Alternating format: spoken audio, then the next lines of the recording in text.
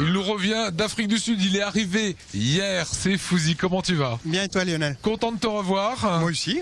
Petit périple en Afrique du Sud qui vaudra demain un spécial SOWA d'Afrique du Sud. Pourquoi t'étais parti là-bas en Afrique du Sud? Alors j'étais parti pour les saisons croisées proposées par l'Institut de France, saison croisée entre la France et l'Afrique du Sud, et hasard du calendrier, cette année il y avait énormément d'Alsaciens sur place. Il y avait les étudiants des Arts Déco pour un projet qui s'appelle Play Urban. Il y avait Ososphère qui était aussi dépêché là-bas pour donner un avant-goût du festival qui aura lieu en fin de semaine ici à Strasbourg. Et du coup, j'ai rencontré aussi des musiciens, des artistes sud-africains et français sur place. Donc il y avait énormément d'Alsaciens, donc énormément de choses à faire. L'opportunité pour moi de tourner des lives à l'extérieur à Joburg, ce qui est assez étonnant. Joburg, c'est Johannesburg. Voilà. Et voilà, et ramener des images d'exposition aussi à l'extérieur. Et sachant qu'en Afrique du Sud, tourner à l'extérieur est une chose très difficile à faire. Donc demain, tout l'esprit de l'Afrique du Sud sera dans SOWAT. Voilà, on verra également les tensions qui règnent dehors dans la rue, ou sera plutôt culturel? Oui, au gré des images, vous verrez qu'on a tourné dans des endroits très compliqués. Voilà, expérience très enrichissante, voilà. Très beau pays. À ne pas manquer, c'est demain, mercredi, également mercredi prochain. Et également mercredi prochain pour la suite, puisqu'il y avait énormément de choses à voir, à faire et à dire. Voilà, c'est bien hein, la chaîne Alsace. Hein. Allez, on parle de cinéma aujourd'hui avec un film de Patrice Lecomte, c'est Le Magasin des Suicides. Le Magasin des Suicides, c'est le nouveau pièce film de théâtre. Alors, c'est un livre de Jean Telet. Exactement. Un best-seller qui a été adapté par Patrice Lecomte en dessin animé. C'est son premier film d'animation et ça raconte l'histoire de la famille Tuvache qui vit dans une société où les gens se suicident par grappes, par milliers. Et la famille Tuvache se porte plutôt bien puisqu'ils ont un magasin des suicides où on peut venir choisir sa corde ou son cyanure. Et un jour, un malheur leur tombe au coin de la figure. C'est la naissance d'un petit bébé qui est la joie de vivre incarnée. J'ai rencontré Patrice Lecomte pour lui demander si ce magasin des suicides était destiné aux enfants. La réponse est assez intéressante, regardez. Imaginez une ville où la vie est devenue si triste que les gens n'ont plus goût à rien. Pourtant, au milieu de ce monde désespéré, il existe une oasis inattendue, le magasin des suicides. Avec l'animation, on n'est pas dans la vraie vie, je vous apprends rien.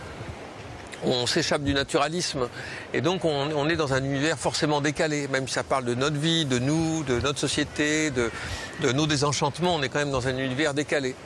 Et cet univers décalé, je trouve qu'on venait très bien à ce bouquin, ce traitement d'être dans la vie sans être dans la vie, c'était parfait, je trouve. Ce que je veux dire, c'est que si on avait adapté ce bouquin comme je l'ai adapté en faisant un film en prise de vue réelle, on avait toutes les chances de faire un truc terrible, repoussant, sinistre, pessimiste, un truc qui nous aurait incité à nous jeter sous un tramway, quoi. Donc voilà, ça aurait été trop dur. Je pense que c'était inadaptable en prise de vue réelle. Mais en film d'animation, il y a une espèce de fantaisie, de liberté, il y a quelque chose qui fait que ça passe et que c'est joyeux. Chez Mishima, Lucrèce et leurs enfants, on trouve tout ce qu'il faut pour pouvoir faire le grand saut. La petite entreprise familiale prospère dans la joie morbide et l'humeur sinistre, jusqu'au jour abominable où naît le petit Alan, la honte de la famille. Il sourit. Pire, il est la joie de vivre incarnée. Le ver est dans le fruit.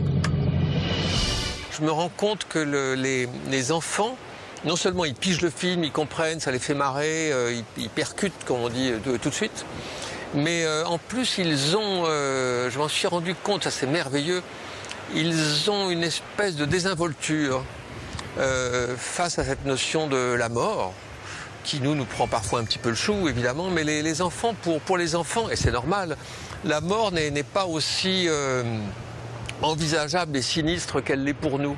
Et cette désinvolture-là fait qu'ils peuvent se marrer presque plus.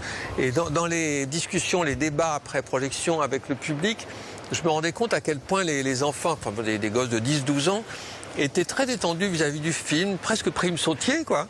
Alors que les adultes qui avaient aimé le film, qui avaient ri, qui avaient trouvé ça super, etc., les adultes étaient plus embarrassés vis-à-vis de cette notion de la mort, du suicide et tout ça, comme si on ne pouvait pas déconner avec, quoi. Après Les Bronzés, le mari de la coiffeuse est ridicule, Patrice Lecomte réalise son premier film d'animation avec Le Magasin des Suicides. Un film à vous faire perdre la tête. Voilà donc le film à voir ou à relire. Moi j'avais lu le roman de Telet, je m'étais régalé. Et c'est une très très bonne adaptation. On comprend pourquoi il a voulu en faire un film d'animation. Il a su transposer tout l'univers du film en donnant un cachet assez inédit pour ce type d'histoire qu'on imagine plutôt macabre. Là, le dessin est vraiment très très soigné. Voilà pour cette édition de C'est vous sur 20. J'étais content de la clore avec Fouzi que vous retrouvez demain, spécial Afrique du Sud à partir de 19h40. Merci camarades, Merci, bon Lionel. retour Merci. sur le plancher des vaches alsaciens.